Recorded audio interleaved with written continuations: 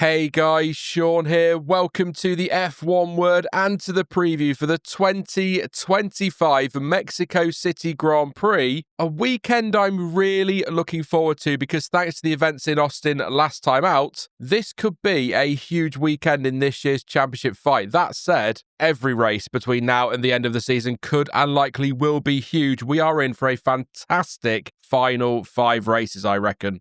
But anyway, as touched on there, last weekend F1 was in the United States where Max Verstappen, won it all really. But now it is on to the 4.304 kilometre, that is 2.6 mile, 17 corner, Autódromo Hermanos Rodríguez for round 20 of the season. Apologies for my inevitably terrible pronunciation there.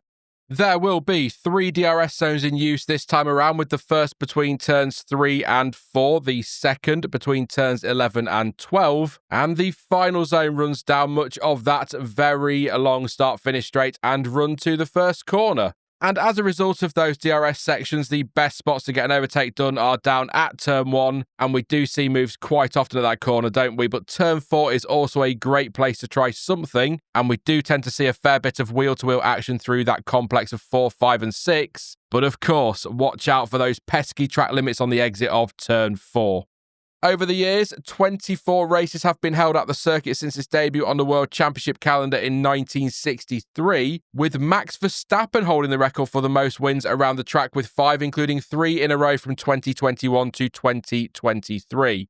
And did you know that Lotus holds the record for the most poles at the track with 6? And of the drivers on the current grid, only 3, Lewis Hamilton, Max Verstappen and Carlos Sainz, have won a race at this circuit. And my absolute favourite thing about both of those stats is that 6 is the number of dry tyre compounds in the whole Pirelli range, and 3 is the number of dry compounds available across a race weekend. Oh yes, that's right. It is another double segue into tyre talk time. Just the 4 to go now.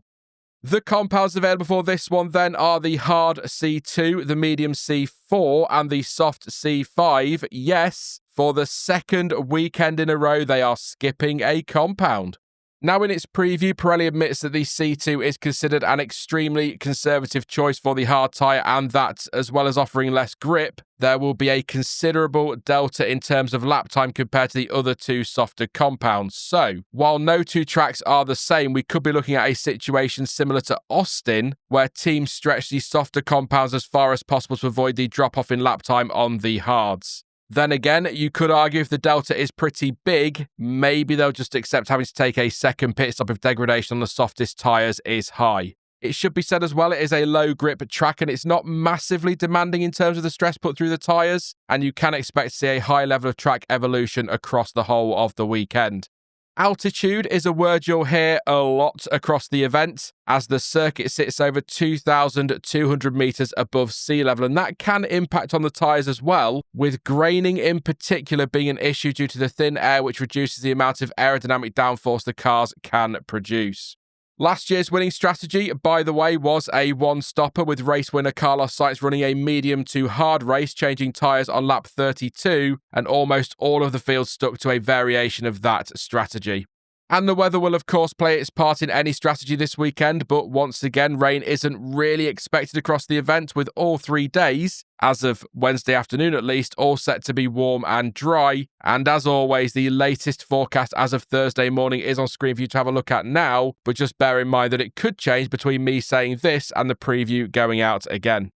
And your schedule for this one is similar to last weekend in terms of session times, give or take, although it's a very different format because, of course, there's no sprint this weekend in Mexico. All of that means that FP1 will get the weekend underway as usual from 7:30 p.m. BST, and that is followed later that night by FP2 at 11 p.m. Saturday's F1 action kicks off with FP3 at 6:30 p.m. with qualifying underway at 10 p.m. And it will be lights out for the race on Sunday at 8 p.m. And once again, that is in UK time.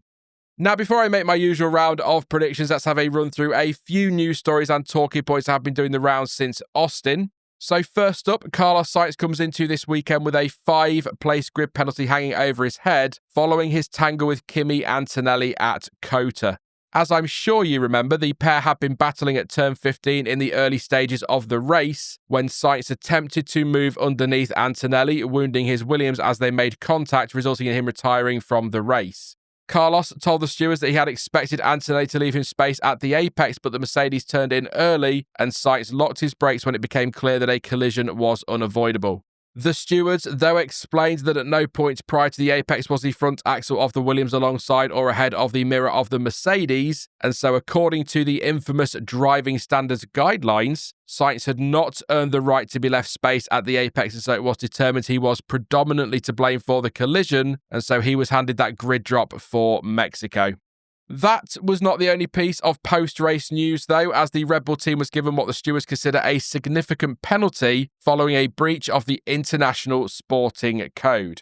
A post-race investigation found that one of the team's mechanics had entered the gate well after cars began to move off on their formation lap, constituting an unsafe act.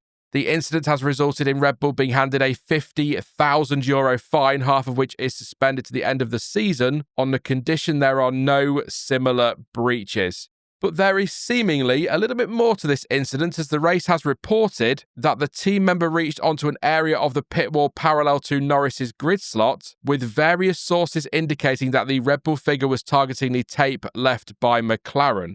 The report goes on to add that was not the first time Red Bull had interfered with the tape applied by McLaren on the pit wall, with the Papaya team recently changing its methods to make the tape more difficult to remove. PlanetF1.com understands, by the way, there is confidence there will not be a repeat of the issue going forward.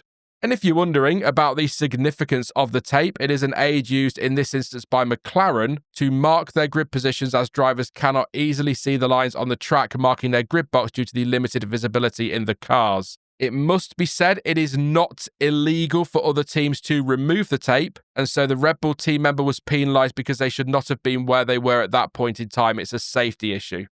And there are a ton of FP1 driver changes in Mexico. In fact, 9 teams have announced changes. I'm just going to go and list them all here, so deep breath and here we go. Max Verstappen will make way for Arvid Lindblad at Red Bull. Lando Norris will be replaced by Pato O'Ward at McLaren. Ferrari are giving Antonio Fuoco a session in place of Lewis Hamilton. Fred Vesti is taking George Russell's seat at Mercedes. Lance Stroll is being replaced by Jack Crawford at Aston Martin. Pierre Gasly will make way for Paul Aron at Alpine. Luke Browning will be behind the wheel of Carlos Sainz's Williams. Ayumu Iwasa will replace Liam Lawson at Racing Bulls, and Ollie Behrman's Haas will be driven by Ryo Hirakawa. That is a lot of FP1 driver changes.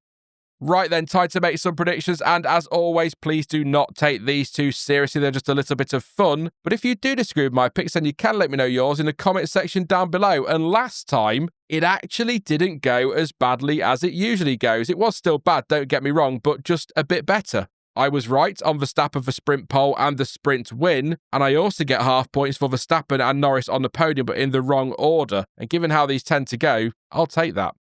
This week, it's a tough one again, but given his form over the years in Mexico as well as his current form in this season, this one could be another Max Verstappen weekend. Now, of course, McLaren will be right up there with him and desperate to pick up the win, which if they did would be their first since Zandvoort. And I wouldn't totally rule out Mercedes either, and Ferrari had a good weekend in Austin, so they have something to build on too.